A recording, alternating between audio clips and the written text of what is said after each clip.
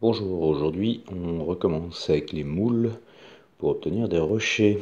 Alors, je vais essayer une autre technique, puisque vous avez vu la dernière fois on avait du vide dans le silicone. On va essayer deux techniques, on va voir ce que ça donne, avec une boîte pour coffrer du plâtre que vous avez là-dedans.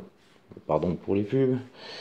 La boîte, l'huile de colle. L'huile, c'est fait pour huiler les bords quand il va falloir démouler le plâtre.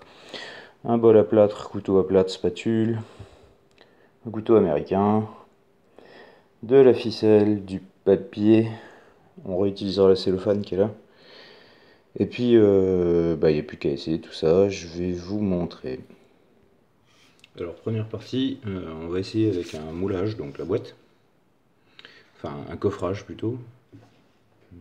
Désolé pour la netteté. C'est un peu de mal. Voilà, je refais la netteté. Donc, on va essayer avec la boîte. On va prendre un caillou qui correspond à sa dimension. On voit que ça rentre. Alors le principe est assez simple. On va légèrement emballer le caillou s'il y a de la contre-dépouille avec du papier. Je le ferai tenir avec de la ficelle.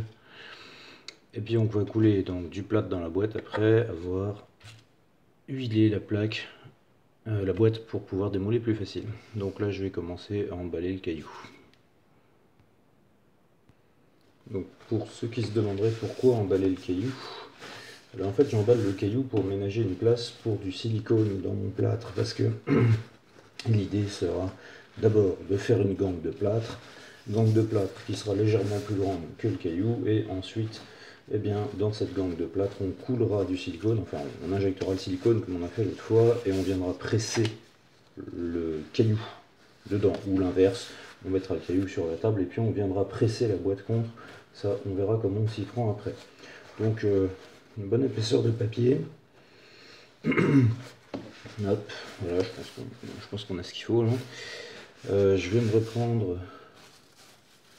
un peu de ma cellophane de l'autre fois. Ça, c'est pour pas que le papier il baigne dans le plâtre. Hein. J'ai pas envie qu'il soit complètement imbibé, ça va me casser les pieds sinon. Voilà. Ok. Et puis on a dit qu'il fallait de la ficelle, donc je mets de la ficelle dedans et on va faire un nœud, hein, bien sûr. Le but c'est d'enfermer donc notre pierre dedans. Hop.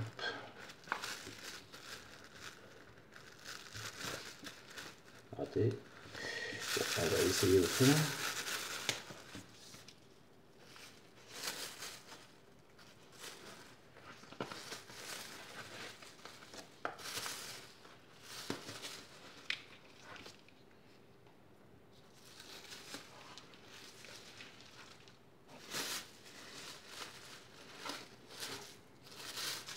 Donc là je replie les extrémités façon paupiette et puis je vais essayer de voir ce que ça donne. Bon. Je n'ai pas été assez généreux avec la ficelle, faut croire. Après tant pis, hein, si c'est un peu lâche, c'est pas bien grave. Parce que de toute façon, ça c'est destiné à rentrer là-dedans. D'ailleurs, j'ai peut-être été un petit peu trop juste. Je vais essayer de resserrer. Ouais, je vais resserrer. Et puis je vais remettre une deuxième feuille de cellophane. Déjà parce que j'ai pas envie que ma ficelle soit prise dans le bloc non plus. Et ensuite, pour resserrer ma pierre. Donc on va voir ça. Donc là, je réutilise la cellophane de l'autre fois. Hop, hop, hop, hop. Ok. Ce coup-là, on a un petit paquet qui marche mieux et qui va peut-être un peu mieux correspondre à ça. Bon alors, du coup je crois pas que je vais utiliser la boîte pour celui-là, je vais utiliser une autre technique. Parce que comme vous pouvez voir, la distance entre le caillou et la boîte c'est peut-être un peu limite.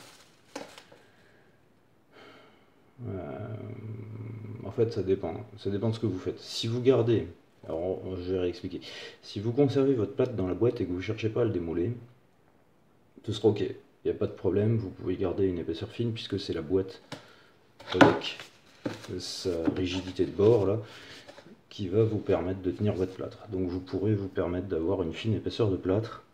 Bon, après il existe différentes qualités de plâtre, hein. Là moi je sais plus quelle qualité c'est. C'est du plâtre quand j'étais à la fac, du plâtre de dentiste. Après vous avez du plâtre de construction, ça marchait aussi.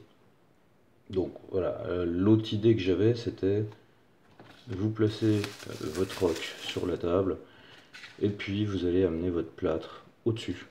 Et en fait le couteau américain c'est fait pour retailler votre moule quand vous avez coulé votre plâtre pour avoir les formes que vous voulez. La boîte, moi j'en ai plutôt besoin. On va donc du coup pour ce caillou là essayer la construction de plâtre par au-dessus, couler du plâtre dedans et puis on verra ce que ça donne. Par contre j'ai fait le con, j'ai besoin de ma ficelle parce que du coup ma ficelle ici, hop, voilà, je laisse dépasser les morceaux, ma ficelle elle va me servir à récupérer peut-être mon plâtre dedans, on verra. Mon caillou dans le plâtre. Donc on y va. Alors pour le coup il va falloir une consistance de plâtre qui soit assez épaisse parce que si vous mettez un plâtre fluide il va s'écouler en dessous et il va aller rentrer hop dans ce qu'on appelle les contre-dépouilles. Je vous en ai déjà parlé l'autre fois. Donc on va passer à la création du plâtre. Il va en falloir une sacrée quantité. Allez, on va regarder ça. Alors première étape, je vais remettre quand même une feuille sous mon caillou. Déjà, même si c'est une vieille nappe, ça sera plus facile à nettoyer. Et puis, elle va boire un peu la flotte du plâtre, donc ça ira un peu plus vite pour durcir en bas. Et ça évitera que ça aille se prendre là où il faut pas. Donc normalement, le plâtre, ça se prépare en mettant d'abord l'eau, ensuite le plâtre dans l'eau. Honnêtement, là, je pense que je vais devoir faire plusieurs couches. Alors pour ceux qui ont des plâtres à prise lente, ou qui trouvent que ça va trop lentement, il y a une technique pour accélérer la prise du plâtre. Enfin, il y en a plusieurs, vous pouvez en trouver sur internet, mais une des techniques, ça consiste à réutiliser du plâtre qui était sec, du plâtre fin, et à le rediluer dans de l'eau. Donc ça va donner ce qu'on appelle un lait de plâtre, hein, votre poussière de plâtre que vous avez fait dans l'eau. Et en fait, ce lait de plâtre fait que votre plâtre prendra plus vite. Sinon, pour ceux qui n'ont jamais trop fait de plâtre, je vous conseille de prendre un plâtre qui vous laisse au moins 30 minutes devant vous pour bosser. Je crois que dans le BTP, les cols à carreaux de plâtre, elles sont assez longues de ce type là. J'avais acheté du plâtre de Paris pour le BTP, c'était une prise relativement rapide quand j'en ai fait sur des murs. Donc bon voilà, d'abord vous essayez, voir comment vous maîtrisez votre plâtre. Donc là je vais avoir besoin de mon bol à plâtre qui est ici, des spatules, une pour prélever, une pour mélanger, et ce qu'on appelle un couteau à plâtre. Bon après vous pouvez vous amuser à prendre une spatule de chantier, ça marche aussi. Donc comme j'ai expliqué, je vais avoir besoin du couteau américain, pareil, hein, spatule à enduire si vous préférez. Et je vais avoir besoin d'un bol avec une réserve d'eau pour mes instruments et de papier pour essuyer mes instruments. Donc maintenant je vais aller préparer tout ça et j'arrive. Voilà, donc yellow dans le bol, on va rajouter le plâtre et c'est parti, on y va doucement. Alors normalement, pour avoir la quantité à peu près correcte, dans votre flotte, vous devez verser du plâtre jusqu'à ce qu'il fasse un monticule au-dessus du niveau de l'eau. Alors tout en gardant de l'eau sur les bords, c'est à peu près ça l'idée. Comme vous voyez, le pot il va descendre très vite, hein. Il va falloir une bonne quantité de plâtre. Bon, vous pouvez vous dire ouais ça a un coût, mais si vous achetez du plâtre de BTP c'est pas hyper cher du tout, donc ça passera. C'est sûr que si vous prenez du plâtre dentaire ça va pas être le même prix, et notamment si vous vous rapprochez d'un prothésiste. Donc là vous voyez on a notre plâtre qui est en train d'absorber l'eau, mais honnêtement je pense que là il n'y en a pas assez, donc je vais commencer mon mélange de plâtre. Évitez d'y aller comme une brute, vous allez en foutre partout. Bon. Après le premier coup de spatule, on voit bien que la consistance du plâtre elle est pas bonne, il faut en rajouter. Donc il y a encore beaucoup d'eau. On y retourne.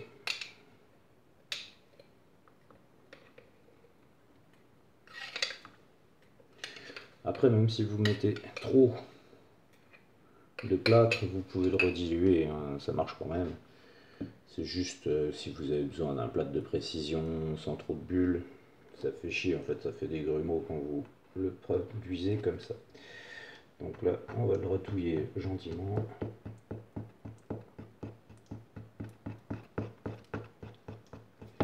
Alors, le problème, c'est que je me souviens plus de quel type de plâtre j'ai, parce que j'ai des plâtres qui prennent en même pas 5 minutes. Donc on va bien voir, je vais me démerder, ça va être un peu la surprise. Au pire des cas, je ferai déjà une première gangue avec celui-là.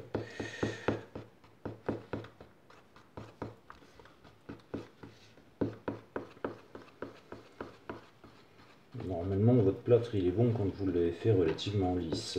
Là, j'ai encore des grumeaux dedans. Hop, je m'éloigne. Oups. J'ai encore des grumeaux dedans, mais bon, on va déjà s'en servir. Je vais déjà en mettre un petit peu sur le dessus de ma gangue. Hop. Voilà, vous avez la feuille avec la gangue. Et donc, on va essayer d'en mettre par au-dessus. On va déjà commencer ça. Alors désolé, c'est pas évident de filmer à une main et de verser du plâtre avec l'autre. On va quand même essayer. Je vais me mettre à côté de toute façon. Et on y va pour la consistance. Alors quelle épaisseur j'estime qu'il va falloir de plâtre? Bah honnêtement sur un coup comme ça, je dirais qu'il vous faut au moins, parce que ça c'est pas un plâtre à grande résistance, il existe différents types de plâtre. Bon après ils vont pas être au même prix, parce que encore une fois c'est du plâtre pour les travaux de laboratoire, le dentaire. Vous avez des plâtres qui sont dits de classe 3, classe 4, ce sont des plâtres qui sont additionnés de résine et qui deviennent extra durs. Alors, on va pas utiliser ce type de plâtre, hein, ils sont beaucoup trop chers. C'est pas le but de la manœuvre de se ruiner. Donc là, voilà, je mets. Je suis désolé, je vais poser la caméra et je vais continuer sans. Donc voilà, je vous reprends. Vous avez vu un peu la quantité qu'il y avait dans le bol. Regardez ce que j'ai fait, je n'ai fait que ça. Alors je vais un peu lisser au couteau le dessus, parce que là il va falloir que je refasse du plâtre. Bon, vous inquiétez pas, un plâtre sur plâtre ça prend. Juste là, je vais mouiller mon couteau, enfin mon couteau américain, sinon il va adhérer au plâtre et ça va être casse-pied. Essayer de faire ça. Et puis donc vous allez vous poser dessus. Je me mets dans le sens là. Et vous allez gentiment cisailler pour essayer de lisser votre plâtre. Donc vous voyez, ça c'est un plâtre qui a prise rapide, hein. Il est déjà en train de faire sa prise. Donc je reprends, je continue, je repose mon couteau et je vais refaire du plâtre et je vous reprends. Juste pour la petite histoire en attendant, c'est un plâtre que j'ai mis en boîte il y a 20 ans, ouais, je dirais que c'est ça, presque 20 ans. Vous voyez que même 20 ans après, le plâtre il est encore bon. Alors là c'est pareil, j'ai une soupe qui est trop liquide, je vais devoir faire une pause parce qu'en fait le système de réalisation du film il est posé sur les boîtes de plâtre. Donc je vais éteindre et je vais récupérer mon plâtre. Alors voilà, j'ai repris, je continue de mélanger, je vais me grouiller un peu. Puisqu'on a vu que c'était un plâtre qui prenait rapidement, j'ai plutôt intérêt à me bouger les fesses. Or tant pis, s'il y a quelques grumeaux, normalement c'est pas top parce que le grumeau, ça veut dire que le centre de votre grumeau c'est du plâtre sec. J'essaye quand même de le lisser au maximum. Voilà, je suis en train d'obtenir une bonne consistance. Et on y va, on va le rajouter autour. Et vous le voyez pas bien, mais c'est le papier, il a déjà commencé à boire.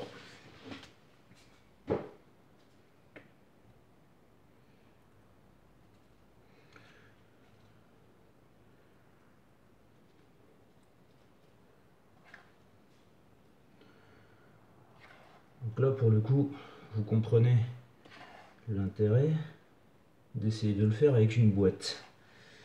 Puisqu'avec une boîte, eh ben, votre plâtre il va se tenir. Ce qui n'est pas le cas ici. Là, mon plâtre il se tient pas et c'est casse-pied à mettre en place. Disons que ça demande un meilleur coup de main. meilleure connaissance du plâtre pour pouvoir faire un moule.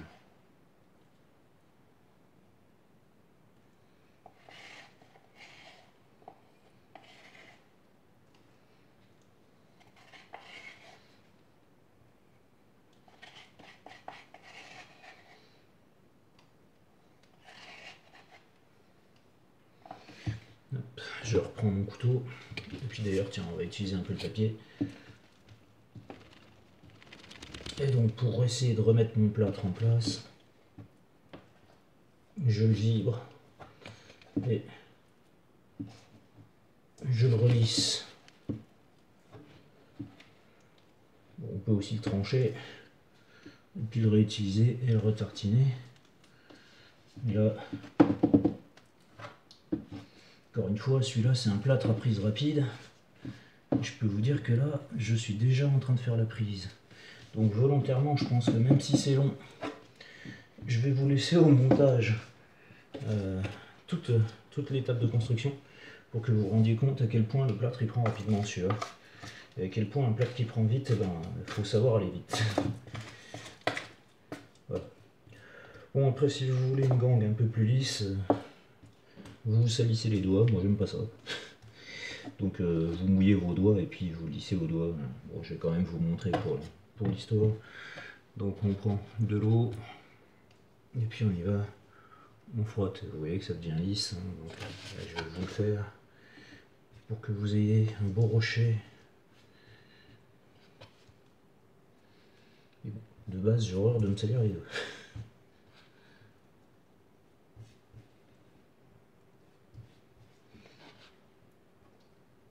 Alors c'est assez doux au toucher. S'il y en a qui s'amusent à faire de la cuisine, ça leur rappellera peut-être des sensations en cuisine.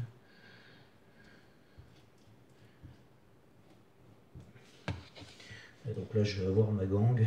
Alors ce qu'on va faire après, je vais vous expliquer. Il y a un truc que j'ai pas fait comme il faut, mais c'est pas bien grave. Puisque là j'ai pas besoin d'une stabilité dimensionnelle du plâtre. Après ça je vais le retourner le plâtre. Enfin je vais essayer.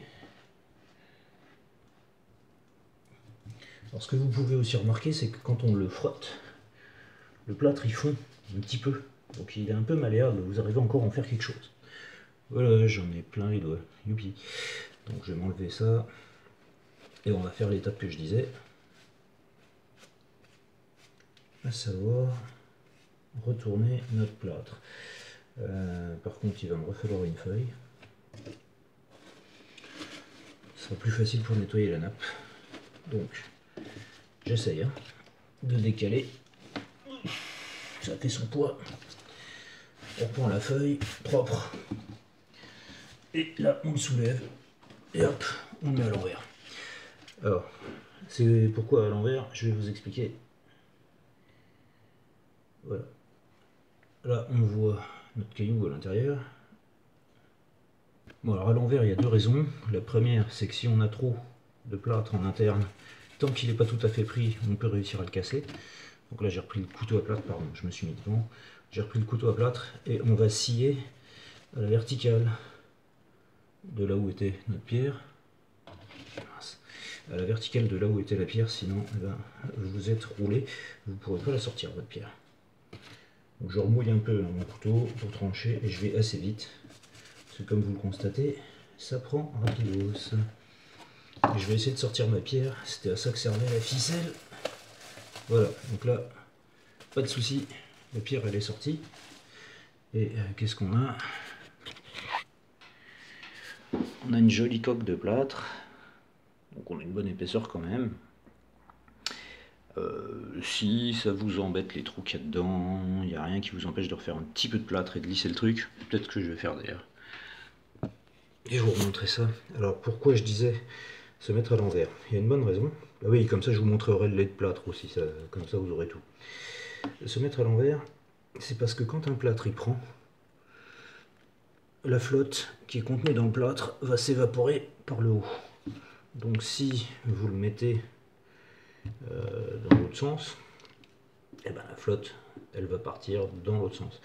Moi j'ai quand même besoin que ce soit le fond plus résistant plus que le bord, donc je préfère que la flotte elle remonte vers le bord. Puis en plus, vous avez vu, ça m'a permis de retrancher l'intérieur. Alors, je vais essayer de vous faire un lait de plâtre et je vais vous expliquer comment ça marche. Donc ça, on va le mettre de côté. La pierre, on va la mettre de côté. Donc là, j'ai ce qui reste sur ma spatule. J'ai ce qui reste dans mon bol. Donc je vais essayer de nettoyer tout ça.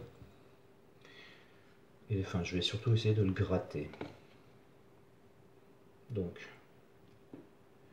bah, vous raclez vos parois mieux que vous pouvez. Tant pis si on tombe dans le moule, on va le faire quand même.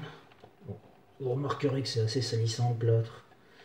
Alors vous ne mettez pas un endroit où vous allez en foutre partout chez vous parce que vous allez avoir un bon temps de ménage. Donc ça c'est un bol qui je crois est en caoutchouc ou en silicone, je sais plus. Possible que ce soit du silicone celui-là.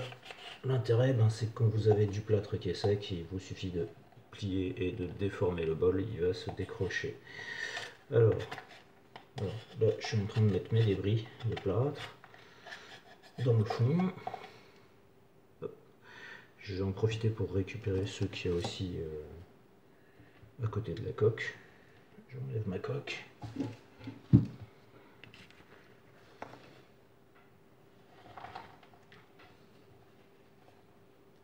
Donc je ne sais pas si vous aviez vu tout à l'heure, mais le papier avait bu. Et en buvant, eh bien, il m'accélère ma prise de plâtre. Notamment sur les côtés, parce que vous pouviez vous demander, ah ouais, mais la verticale, qu'est-ce qui va se passer, etc., etc. Est-ce que je vais être coincé avec mon plâtre quand il va durcir? Bon, d'une part, vous avez vu que j'ai pas été, avec ma spatule, coller mon plâtre fort à la verticale. Hein, c'est-à-dire que j'ai pas été l'écraser sur le côté, je l'ai d'abord laissé en pente, et quand il a commencé à prendre, je l'ai redressé un peu pour qu'il revienne au contact, parce que j'ai pas besoin d'un moule ultra serré. Donc nettoyez vos instruments à la flotte, ça part bien, il n'y a pas de souci. Puis sinon, quand c'est sec, c'est un peu plus dur à faire partir le plâtre. Ça reste un plâtre qui est tendre, donc il n'est pas trop complexe à faire partir. Alors, on en était à l'histoire du lait de plâtre. Donc là, vous avez tous les débris de plâtre. Essayez de les casser un peu plus. C'est mieux s'ils sont fins. Et en fait, ce truc-là, cet aspect-là, vous pouvez réussir. Bien. Ça, c'était la cuillère qui était propre. Zut, on va reprendre ça. Vous pouvez donc réussir à le rediluer. Et donc, comme je l'expliquais, ça va vous faire ce qu'on appelle un lait de plâtre. Et donc l'intérêt du lait de plâtre, c'est d'accélérer la prise du plâtre, si vous êtes pressé, etc. etc. Alors vous pouvez aussi faire avec des plâtres liquides, ce que vous avez à faire en plâtre, juste à savoir que plus votre plâtre est liquide, moins il a de minéraux, si vous voulez, et donc plus il est friable. Plus vous le chargez, plus il est résistant, plus il est cassant. Donc il faut trouver le compromis sur ce que vous avez besoin. Là, c'est 10 consistances crème fraîche en général, le plâtre, pour ce qu'on en a besoin. Donc je vais réessayer, ça fait très longtemps que je ne me suis pas amusé à faire du lait de plâtre. On va voir ce que ça donne. Alors, je vous remontre la gangue. Petite précision quand même, hein, le plâtre, ça a ce qu'on appelle une réaction exothermique, ça veut dire que ça chauffe quand ça durcit, et ça dégage de la flotte. Si vous avez besoin de faire un plâtre, pour lequel vous avez besoin d'une grande stabilité dimensionnelle, quand vous avez fait votre plâtre, il faut l'enfermer dans par exemple un sachet plastique à zip, et dans ce sachet vous mettez un bout de papier qui est bien imbibé de flotte et vous refermez votre zip. Là votre plâtre il prendra à 100% d'humidité et ça limitera sa déformation. Ça c'est vraiment si vous avez besoin de quelque chose de plus fin, de plus précis en termes de détails. Donc là, je suspends, je vais commencer mon lait de plâtre et je reprends. Oh, je vais me faire engueuler, j'ai foutu du plâtre à côté. Alors là, on va essayer de faire du lait de plâtre. Pourquoi lait de plâtre? Vous voyez bien que la flotte, elle devient blanche. Donc, je vais essayer de le casser, ça va prendre 3 plombes, parce que là, j'ai mis des gros morceaux. Mais bon, vous n'êtes pas obligé de faire tous les morceaux, c'était vraiment pour vous montrer qu'on peut le réduire en bouillie, ce plâtre-là. Et en fait, si vous le broyez suffisamment fin, notamment si vous amusez à le casser au marteau, et bien vous pouvez avoir cette réserve de poussière de plâtre. Et même, Si vraiment vous l'avez réduit en poudre, votre plâtre il est réutilisable. Donc là, j'essaye de casser certains morceaux. Juste, voilà, je vous montre, on a de la flotte, alors bien sûr il y en a dedans. Donc ça c'était pour vous montrer le lait de plâtre. Pour le coup je suis embêté, j'ai rien pour le mettre. Si je vais récupérer une boîte et puis on va voir ça. On va voir ça autrement. Allez, je reprends une petite boîte différente. Alors vous voyez, ça c'est intéressant comme boîte puisqu'on a une boîte qui est en forme de pyramide tronquée. Hein. On a des bords qui sont évasés, c'est bien pratique pour démouler. Donc, je vais me verser mon lait de plâtre dedans. Il n'y a pas de risque que ça prenne, hein. Le lait de plâtre c'est tellement long à durcir. Donc voilà ce qui reste, une bonne bouillabaisse. Bon, j'en ai pas spécialement besoin de la bouillabaisse, donc c'est pareil, je vais me la mettre de côté. Ouais. Allez, on va la mettre sur le papier. Voilà, je remets mon lait de plâtre dedans. Puis je vais aller rechercher de l'eau. Quoique j'en ai pas besoin de beaucoup, mais bon, j'arrive. Bon, normalement c'est plus intelligent de se garder un peu d'eau dans un récipient sur site, hein, c'est moins con. Donc ce que l'on fait, on rajoute un petit peu de plâtre dedans, puisque là j'ai besoin d'un plâtre qui soit liquide. Pour filmer mes détails, bon, voilà, c'est toujours pareil, on mélange. Alors c'est pas non plus une soupe hein, qu'on veut. Par contre, la soupe, ça a un intérêt, c'est si vous faites pas ça tout de suite. Donc là je vous ai montré, on a fabriqué notre coque. Il y a des trous. Bon, pourquoi j'essaye de reboucher les trous? Pourquoi je vais le faire au moins pour la vidéo? Pour pas gaspiller du silicone. D'ailleurs, il faudrait que je regarde un peu en termes de coût de silicone si finalement c'est peut-être pas plus intéressant que vous demandiez à votre dentiste ou un prothésiste dentaire qui vous en commande s'il peut pas en avoir pour moins cher que le cartouche en douille, parce que le silicone en douille là, j'ai regardé, on est quand même à plus pour celui que j'avais acheté là, donc je crois que c'était, je vous ai dit 12,5. Après là j'en ai racheté un à 8 je crois. On était quand même ça pour 280 ml, donc c'est cher. Donc là j'ai un trou, on va essayer de couler le plâtre dedans. Hop. Voilà. Donc on fait circuler le plâtre. Hein. Hop, hop, hop, hop, hop. Et vous voyez qu'il durcit déjà.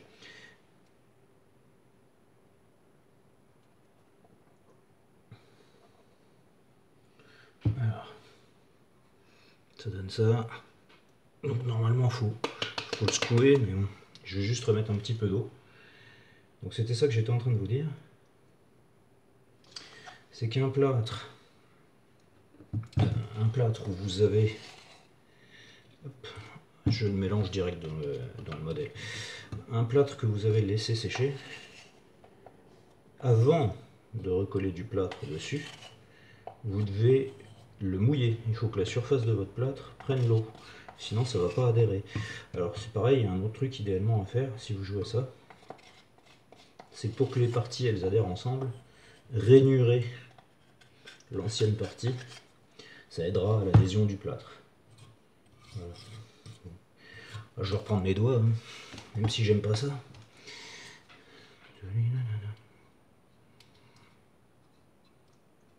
J'essaye de boucher les trous, comme ça on gaspille moins de silicone, comme je disais. Et puis là, une fois que ça aura commencé à prendre, ce que je vais faire, c'est revérifier que ma pierre elle rentre dedans. Ça peut servir. Alors même si la pierre elle rentre plus dedans, comme c'est un plâtre qui est assez tendre, celui-ci, mais ce sera pareil hein, pour les gros sacs de 40 kg que vous achetez pour la construction, pour le BTP, en fait vous pouvez le regratter. Bon, il faut des outils un peu résistants, mais vous arriverez à le regratter au besoin. Voilà, là, hop. Donc le plâtre que je viens de faire à l'instant, il est très liquide. Et il va donc être très peu résistant mécaniquement. La surface que je viens de recréer, elle va s'écraser, elle va se détruire facile. Hein. Si vous mettez un coup de couteau là-dedans, une fois que c'est pris, vous allez vite l'endommager.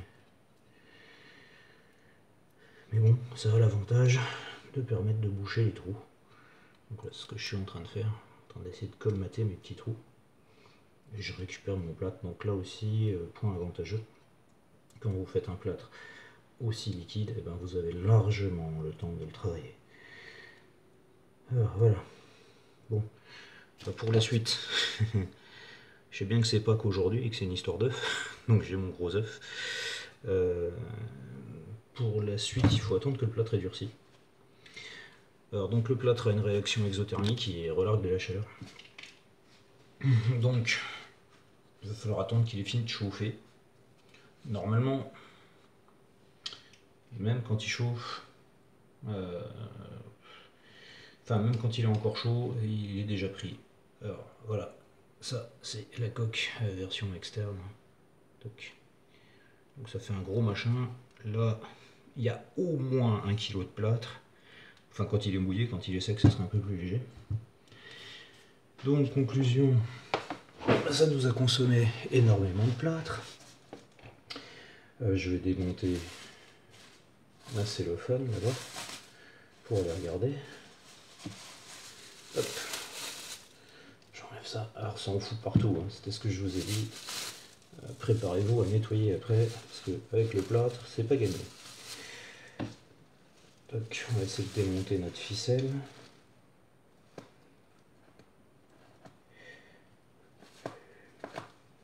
Bon, si vous y prenez à peu près soigneusement, vous avez largement moyen de réutiliser du matériel. Là, j'ai pas gâché tant de plâtre que ça. Alors, en quantité, ça donne quoi? Que je vous dise pas de bêtises. Les pots que j'ai utilisés là, enfin qui contenaient mon plâtre, ils faisaient à peu près 800 grammes. Donc j'ai utilisé 2 pots et demi pour un seul caillou. Alors oui, c'est beaucoup. Mais bon, il faut aussi vous dire que votre moule, vous allez le garder. C'est pas comme si vous alliez le mettre à la poubelle. Et puis, en fonction du gaspillage que vous en ferez, en termes de silicone, vous pouvez prendre un moule qui est un peu surdimensionné. C'est pas grave. C'est-à-dire que ce moule que j'ai fabriqué, on peut le réutiliser pour différentes pierres, même si elles n'ont pas tout à fait la même forme. Voilà. Alors je m'y remets. Donc on a notre moule, notre pierre, et puis on va regarder ça. Alors là, l'avantage, c'est que je vais pouvoir mouler les deux faces. Hop, j'ai celle-ci. C'est pas mal. Et puis l'autre face, elle doit pouvoir rentrer avec. Et là, c'est pareil, ça rentre. Donc je vais avoir une épaisseur assez fine. Alors, tant que c'est encore frais, qu'est-ce que je fais ?